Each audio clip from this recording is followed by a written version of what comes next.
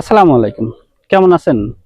ভালো আছেন সবাই? আসলে আমরা আমাদের কৃষিভিত্তিক বাংলাদেশের জনপদের সবচাইতে মানে কৃষিজীবী মানুষদের সবচাইতে বড় একটা আয়ের উৎস হচ্ছে পাট।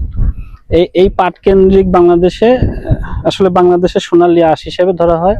সোনালী আঁশ হলেও আসলে এই পাটের আসলে যে পরিমাণ খরচ, সেই খরচ অনুযায়ী যদি মানুষের আসলে পাটের ন্যায্য দাম যদি ঠিকমতো না পাওয়া হয় এবং মানুষ আসলে যদি এইটাকে সঠিকভাবে বিক্রির উপযোগী করেও মূল্যটা যদি সামঞ্জস্য না থাকে এবং রাষ্ট্রীয় যে একটা হচ্ছে রাষ্ট্রীয়ভাবে এই পৃষ্ঠপোষকতার অভাবে যদি দাম কমে যায়, সেই ক্ষেত্রে আসলে একটা পাট চাষিরা ব্যাপকভাবে ক্ষতির সম্মুখীন হবে।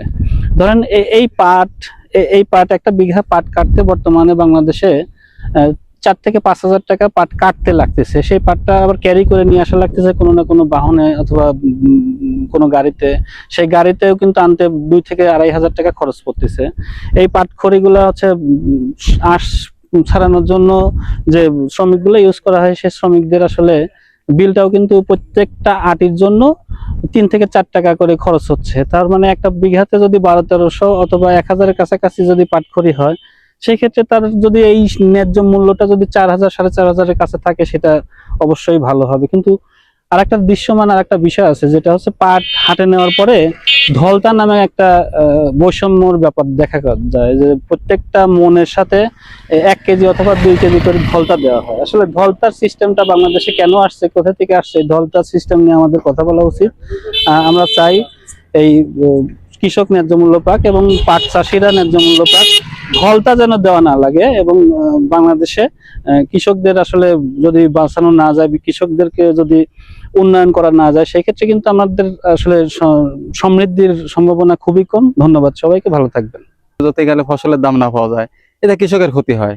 কৃষক আবাদ করতে চাবে না, সার বেশি দাম, সব দিক দিয়ে বেশি, কামলার দাম বেশি, হিসাব করে দেখা যায় যে কৃষকের কিছুই থাকে না, আর বরঞ্চ কিছু ঘরের থেকে যায়। যার কারণে পাটের দামটা ধরতে গেলে নিয়মিত বাজার থাকে, তাহলে কৃষকেরও পোষায়, কৃষক আবাদের জন্য পোষায়, সব দিক দিয়ে পোষায়।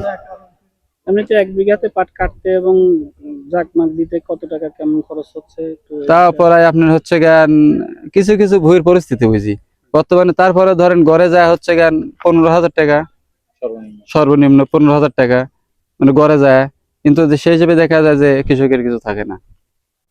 কৃষক ভালো থাকার জন্য আসলে কষ্টই করে যাচ্ছে, কিন্তু মানে কৃষককে আসলে ওইভাবে সম্মানটা দেওয়াই না, না, কৃষক সেভাবে সম্মান পাচ্ছে না। কারণ সব দিক দিয়ে জিনিসের দাম বেশি, সব দিক দিয়ে বিবেচনা করে দেখা যায় কৃষকের কিছু থাকে না। ফসল ওঠে, ফসলের দাম কমায়া দেয়। কৃষকের কি আসলে লজ্জা আছে? না, কৃষকের আসলে লজ্জা না থাকলে আবাদ করতে হবে ভাই। কৃষি প্রধান দেশে হ্যাঁ হ্যাঁ হ্যাঁ হ্যাঁ সবচাইতে হ্যাঁ হ্যাঁ, কৃষকের আবাদ করতেই হবে, এটাই, তাছাড়া কিছু না। ধন্যবাদ। আপনার নাম কি?